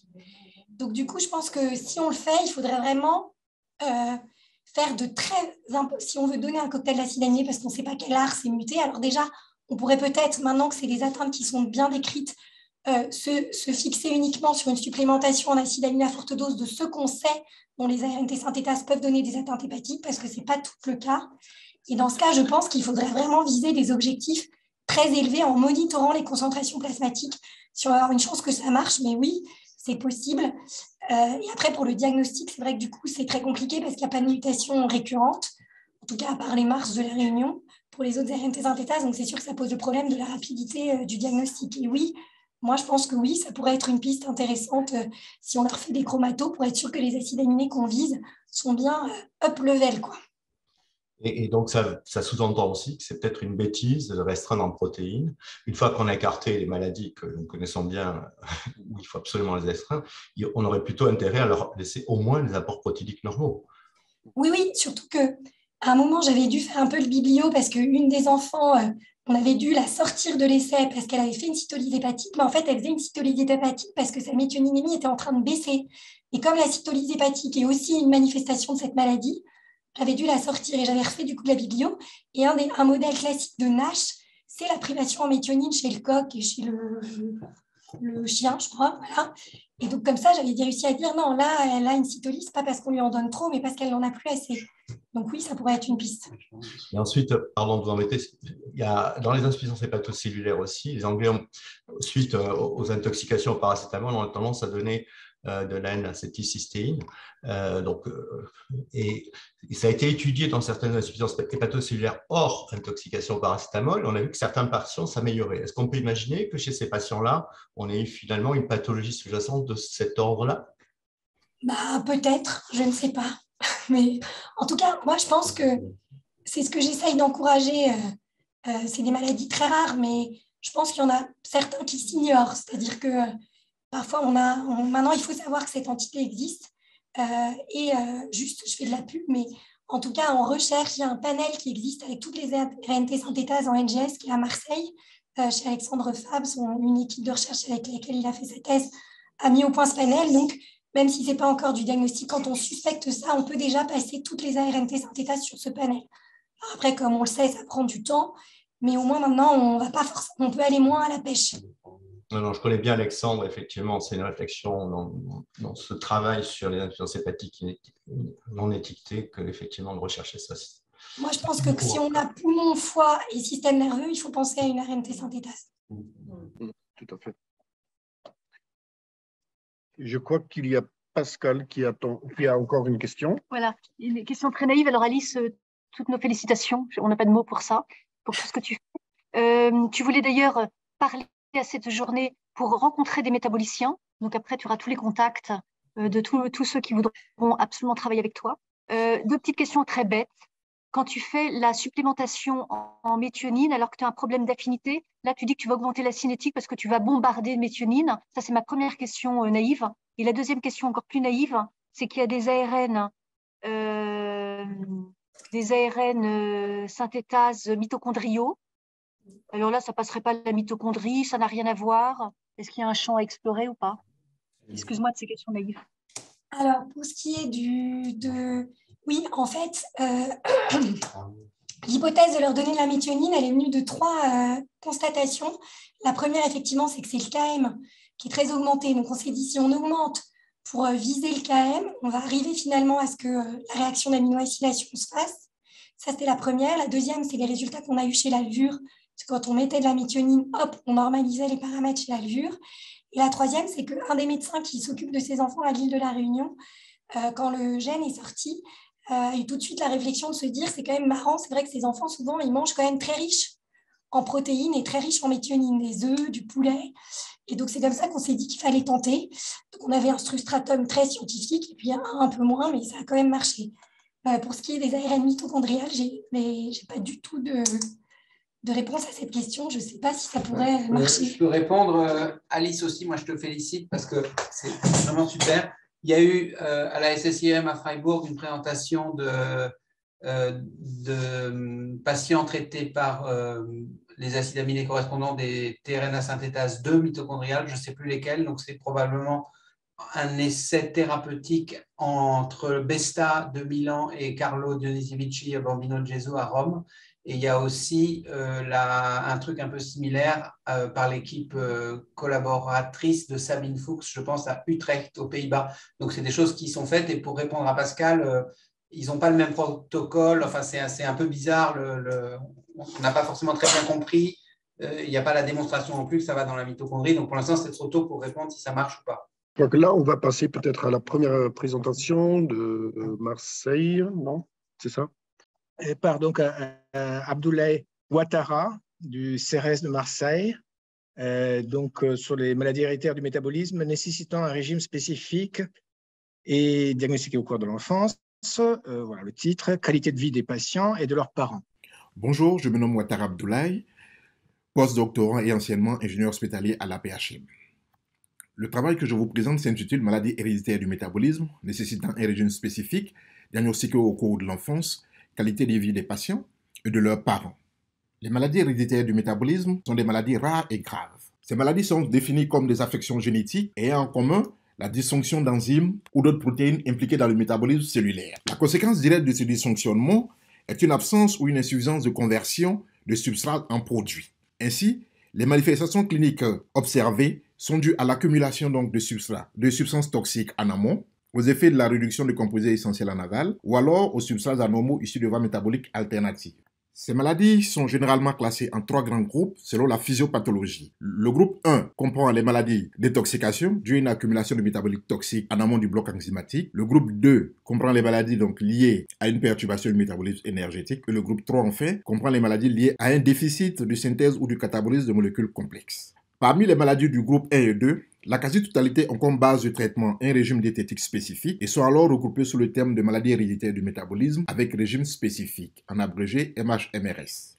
Ce régime vise à limiter l'intoxication engendrée par le déficit enzymatique ou alors à fournir de l'énergie par une voie alternative à celle de la voie déficitaire.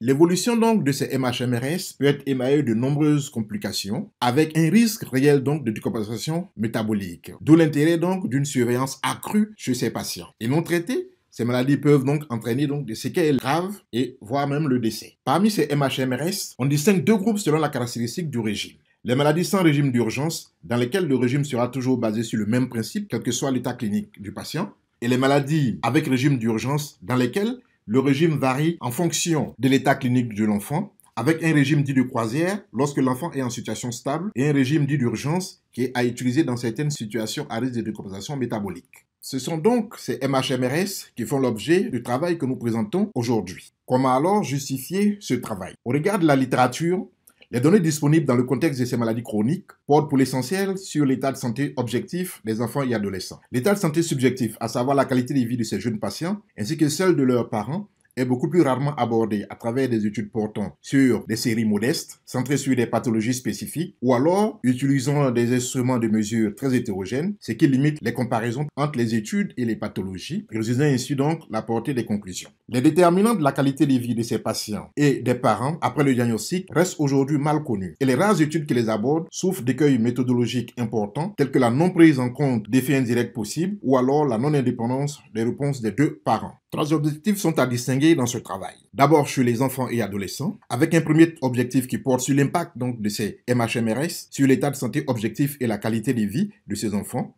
et un second objectif donc qui lui explore les déterminants de cette qualité de vie. Et chez les parents, le troisième objectif explore l'impact donc de ces MHMRS sur la qualité de vie et les déterminants de cette qualité de vie. Pour ce faire, nous avons utilisé les données d'une étude financée dans le cadre du programme hospitalier de recherche clinique, PHRC. Ce programme hospitalier de recherche clinique est une étude historico-prospective et multicentrique qui vise la mise en place donc d'une cohorte nationale de patients présentant une MHMRS résidant en France. 2 évaluations étaient prévues donc dans le suivi de cette cohorte. Une à l'inclusion T0 et la seconde 24 mois après. Les travaux ici présentés sont basés donc sur les données de l'évaluation initiale T0 de ce PHRC. La population incluse dans cette cohorte était celle des enfants et adolescents présentant une MHMRS, prise en charge dans un des 14 centres de référence ou de compétences des maladies héréditaires du métabolisme, âgés de moins de 18 ans à l'inclusion, résidant en France, ainsi que les parents de ces enfants. Les données recueillies ont été fournies par le médecin via le dossier patient, essentiellement les données cliniques, mais également les données de recours au système de soins. Les patients et leurs parents, à travers des autoquestionnaires, ont fourni donc essentiellement des données sociodémographiques, socio-économiques, mais également des données relatives donc à la qualité de vie, mais aussi les données psychocomportementales. Voyons à présent les différentes études réalisées. Notre premier travail a examiné l'impact des MHMRS sur l'état de santé objectif et la qualité de vie des jeunes patients, avec pour objectif de décrire l'état de santé de ces enfants et adolescents et de décrire et comparer leur qualité de vie auto-rapportée et celle rapportée par les parents à celle de la population générale française d'âge et de sexe identiques. 578 enfants âgés de moins de 18 ans et suivis dans un des 14 centres de référence ou de compétences en France en 2015 ont été inclus. Nous avons évalué, en plus donc des autres caractéristiques, la qualité de vie donc de ces enfants auto-rapportés et hétéro-rapportés par leurs parents à l'aide donc du questionnaire vécu et santé perçu de l'adolescent qui distingue un index et 10 dimensions mesurant différents aspects de la qualité de vie. Les scores de qualité de vie des enfants ont été comparés aux valeurs de référence en population générale à l'aide du test de Suden pour donner à parier et les moyennes des différences observées des scores de qualité de vie et son intervalle de confiance ont été calculés. Ces comparaisons, précisons-le, ont été restreintes donc aux enfants de 8-17 ans, faute de valeurs de référence en population générale sur la perception des parents de la qualité de vie de leur enfant. Comme résultat pour cette étude, d'abord la description de la population. L'âge moyen des patients était de 8 ans à l'inclusion et la moitié était de sexe masculin.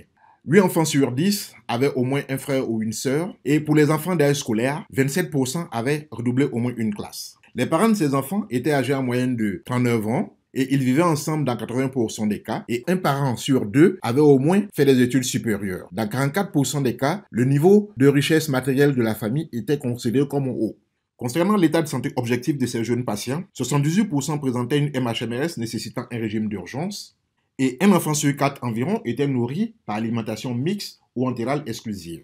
Plus d'un enfant sur 2 présentait au moins une complication de la maladie, le plus souvent neurocognitive. L'âge moyen au diagnostic était de 16 mois et les premiers symptômes de la maladie étant apparus en moyenne à 10 mois d'âge. 41% de ces enfants avaient été pris en charge initialement en réanimation et au moins 62% d'entre eux avaient été hospitalisés d'urgence depuis le diagnostic. En moyenne, 4 déplacements pour consultation avaient été nécessaires sur les 12 derniers mois pour ces jeunes patients. Pour l'état de santé subjectif évalué par la qualité de vie de ces enfants et adolescents, d'abord la qualité de vie auto-rapportée de ces jeunes patients, les différences moyennes en comparaison aux normes ont révélé que 2 dimensions étaient impactées négativement, représentées en rouge, à savoir les relations avec les amis et les loisirs, et 3 dimensions impactées positivement en vert, à savoir les relations avec les soignants, avec les parents et l'estime de soi. L'index et les 3 autres dimensions, ici représentées en blanc, n'étaient pas impactées. Pour la qualité de vie des enfants rapportés par les parents, les différences moyennes en comparaison aux normes ont montré que l'index et toutes les autres dimensions en rouge étaient impactées négativement, à l'exception des dimensions relations avec les parents et relations avec les soignants. Et donc, en synthèse, l'état de santé objectif des enfants était globalement impacté par les MHMRS, avec de nombreuses complications d'organes, le plus souvent neurocognitives, conformément donc à la physiopathologie de ces affections. Le très jeune âge au diagnostic des patients souligne l'intensité des symptômes initiaux, comme en témoigne la proportion élevée donc des patients ayant été pris en charge initialement en réanimation. Globalement, la qualité de vie auto-rapportée par les enfants était à la fois négativement et positivement impactée. Toutefois, l'impact positif pour certaines dimensions, telles que la relation avec les soignants, doit être nuancé du fait donc de possibles biais de mesure associés aux valeurs de référence issues d'une population générale ayant moins recours aux soins de santé. La qualité de vie de ces enfants rapportée par les parents était globalement altérée en comparaison avec la population générale. La seconde étude proposait donc d'identifier les déterminants de la qualité de vie auto-rapportée des enfants et adolescents atteints de MHMRS. Les patients âgés de 8-17 ans à l'inclusion dans le PHRC, dont au moins un parent avait retourné le questionnaire, ont été inclus dans cette étude, soit au total 312 enfants âgés de 8-17 ans. Les données évaluées dans cette étude comprenaient donc la qualité de vie de l'enfant, qui était la variable à expliquer, et elle a été utilisée comme un construit latent.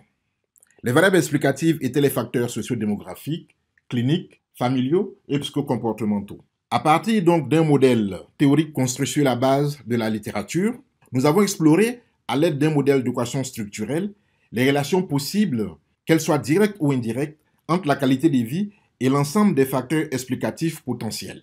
Et donc les résultats de cette étude, avec une bonne adéquation du modèle proposé aux données, avec des indices incrémentaux d'ajustement CFI et TLI supérieurs à 0,90 et une erreur quadratique moyenne inférieure à 5%.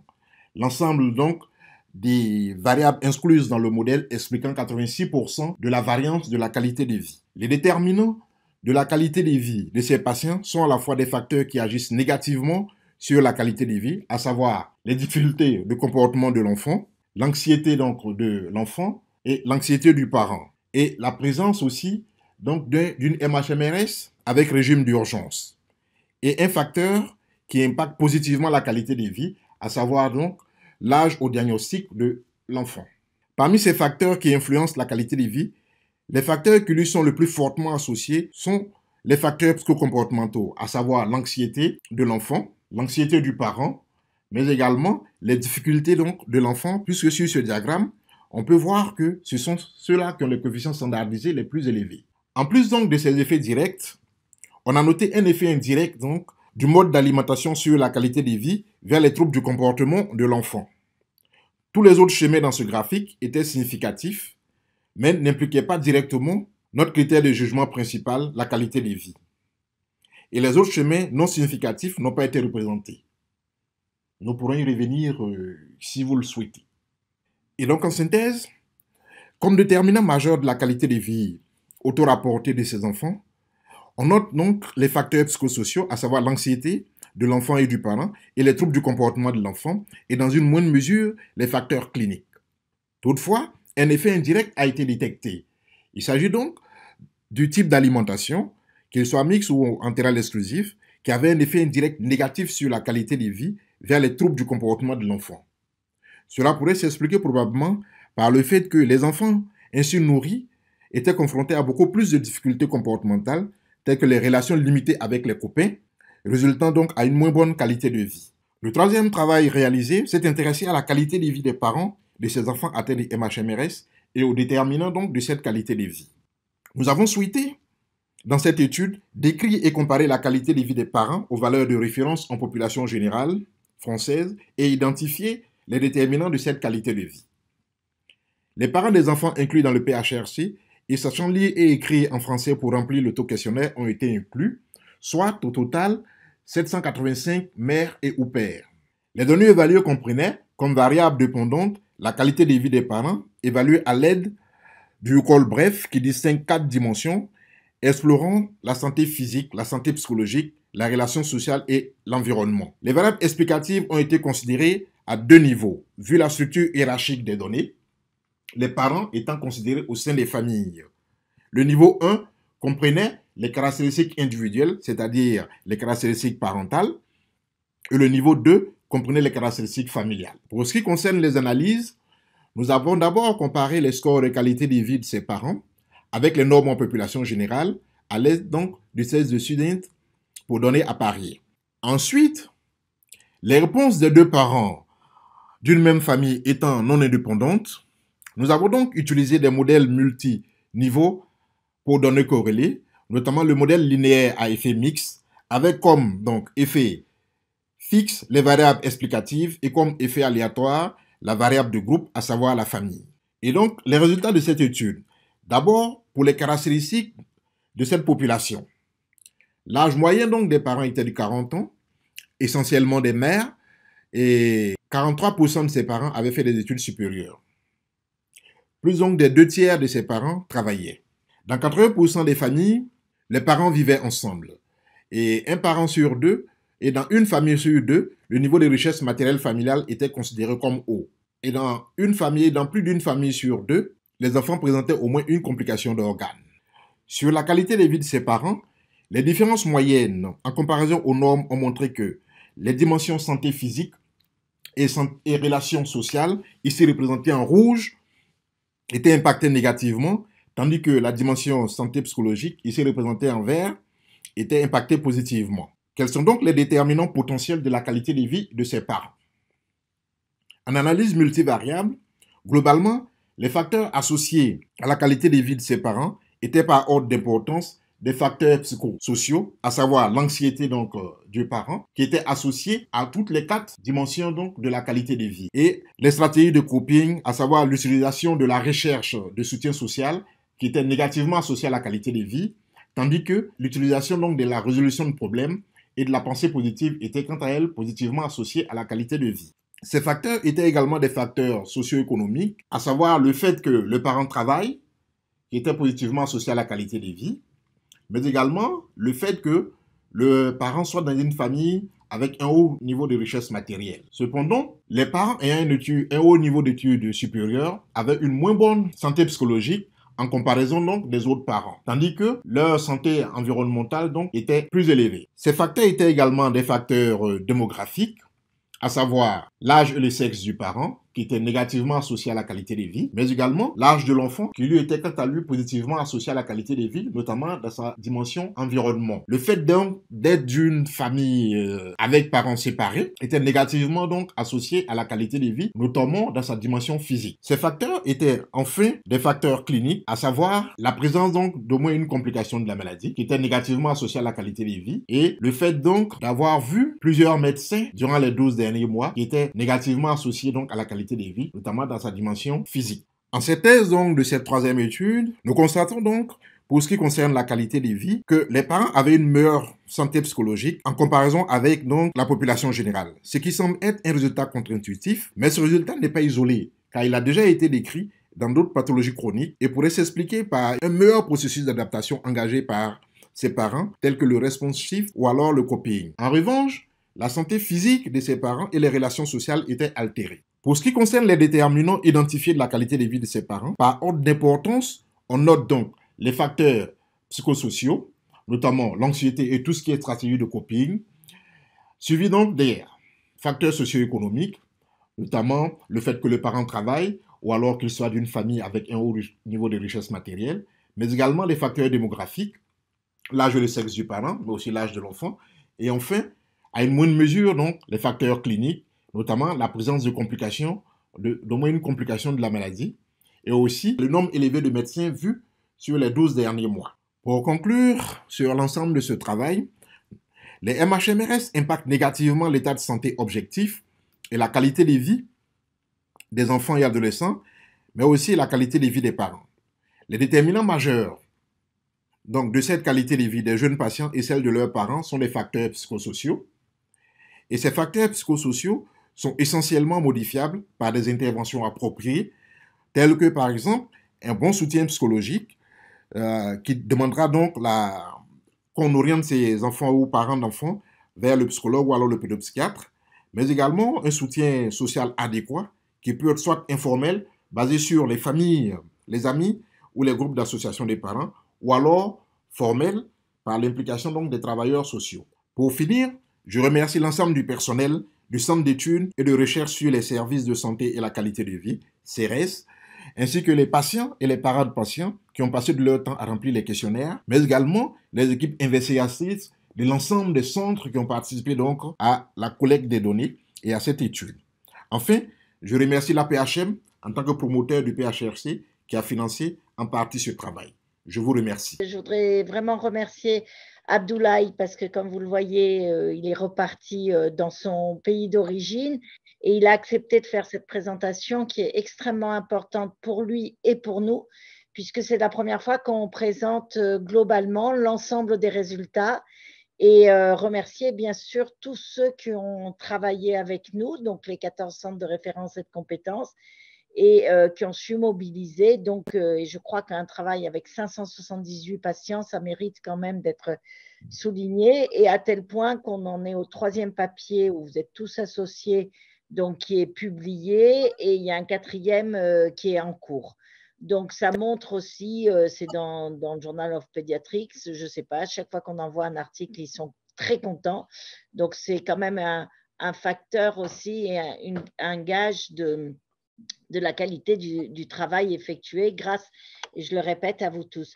Alors, Abdoulaye a eu un rôle très important puisque c'est lui qui a récupéré toutes les données et qui les a fait mouliner et qui nous permet d'avoir ces réflexions.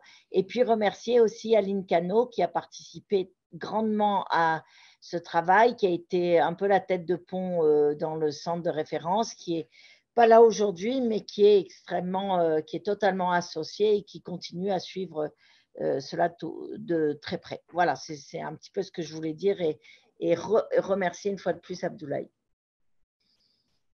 Merci Brigitte. Je crois que tout le monde a bien entendu et bien sûr, c'est un bon exemple d'un travail collaboratif national de nous tous. Voilà, s'il y a des questions, voilà. Moi, je voulais vous demander, merci pour ce travail qui est très important, comme tu l'as dit, Brigitte. Est-ce qu'il y a un moyen de le transmettre aux patients qui ont répondu au questionnaire. En particulier, vous avez des propositions pour lutter contre l'isolement, pour les aides, etc. Pourquoi est-ce qu'on n'imaginerait pas, via les associations, peut-être d'inviter ces patients, ou alors par nous également, avec un grand amphi, ces patients qui voient les résultats et des propositions avec des psychologues et des sociologues, je ne sais pas. Pascal, c'est une excellente idée. Effectivement, je pense que ça peut faire ce travail, il est publié, donc il est disponible. Toute association, tout patient peut le trouver sur un moteur de recherche s'ils ont accès à la revue. Et même, c'est une revue qu'on peut payer et avoir. Donc, il n'y a absolument pas de secret sur ces résultats. Par contre, je pense que ça serait très intéressant et ça.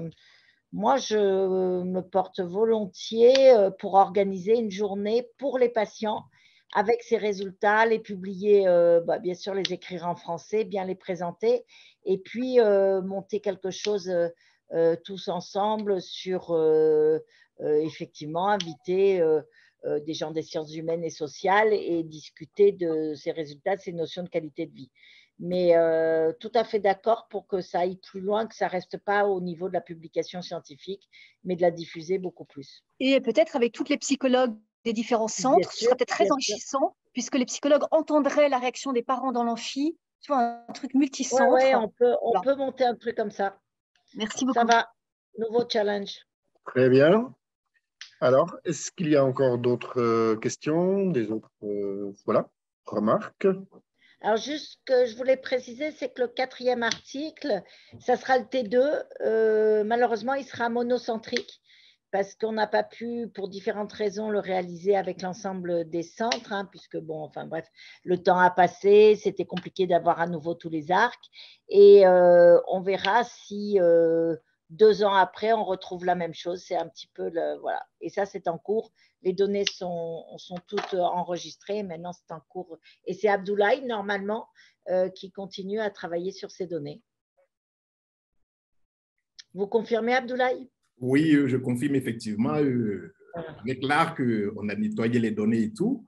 Et là, j'ai la base de données. Bon, pour l'instant, je n'y ai pas encore travaillé véritablement, mais bon, je vais le faire et l'article va suivre. Merci bien. Voilà, je crois que je regarde Pascal. On peut clôturer cette journée qui était, et là je crois que je parle au nom de tout le monde, qui était très riche avec de super belles présentations. Je remercie tous les orateurs, bien sûr, et je remercie la filière G2M de l'organisation de cette journée qui est toujours très riche. Et je passe peut-être la dernière parole à Pascal. Alors, pas la dernière, après, ça sera Thierry et Jérôme. Juste pour remercier les orateurs, c'était franchement extraordinaire cette journée, j'ai trouvé. Vraiment extraordinaire. Très tourné vers la thérapeutique, c'est-à-dire que ça va vraiment de la recherche fondamentale au traitement. Je pense que c'est vraiment une particularité de cette filière G2M, qu'on fera largement remonter. Et je laisse la parole à Jérôme et Thierry, au groupe recherche. Et juste un petit mot avant Thierry, je laisserai la parole finale à Thierry. Moi, pour dire aussi pareil que Pascal, j'ai passé vraiment une très belle journée. Je trouve que on a pu voir la multidisciplinarité de notre filière, la qualité des recherches qui mènent au final à des thérapeutiques. C'est vrai que cette année, c'était un peu différent par rapport à d'habitude. On a un peu plus finalement les applications thérapeutiques et les options thérapeutiques qui se mettent en place. On a encore une fois bien conscience que c'est la recherche fondamentale et clinique qui mène à ces solutions thérapeutiques. Et là, on a vraiment eu aujourd'hui de beaux exemples de ça. Donc, ça nous encourage effectivement à continuer. Et vraiment, on a dans notre filière tout un tas de disciplines finalement différentes qui arrivent à la fin, à l'objectif final que nous avons, c'est arriver à soigner les patients et trouver des options thérapeutiques qui peuvent améliorer leur vie. Voilà. Donc, merci à tous et moi, j'ai passé en tout cas une excellente journée et à très vite. Thierry, je te laisse le mot de la fin. Je ne sais pas si je vais être le dernier à parler, mais évidemment, je vous rejoins tous. Moi, je veux vous remercier nous avons encore appris, enfin moi du moins, j'ai encore appris aujourd'hui des choses et donc je remercie à la fois les orateurs, les organisateurs, G2M est derrière, à nous de réfléchir maintenant comment on peut essayer de poursuivre cet élan. On a vécu depuis la création de cette journée recherche parfois des moments un peu plus délicats quant à l'organisation, mais il nous faut trouver les moyens d'abord d'être plus nombreux encore à assister à cette journée. Vraisemblablement, le présentiel nous aidera à le faire, peut-être en combinant cette journée à d'autres. Nous y réfléchissons tous ensemble. En attendant, encore une fois, félicitations à tous les orateurs d'aujourd'hui pour les présentations qui ont été faites. Évidemment, ça nous encourage beaucoup à tous. Merci à Pascal, merci à tout le monde, à l'équipe G2M et merci à vous, auditeurs. Encore une fois, je suis toujours très content parce que dans ces journées, on apprend toujours. Merci beaucoup. Et donc, effectivement, au COPIL, on va discuter parce qu'on en a déjà un petit peu parlé au moment du DU, de la modalité de cette journée qui est si riche qu'il faut garder, mais probablement avec plus de monde, tellement c'est riche. Merci infiniment. À bientôt. Bon week-end. Bon week-end. Au revoir.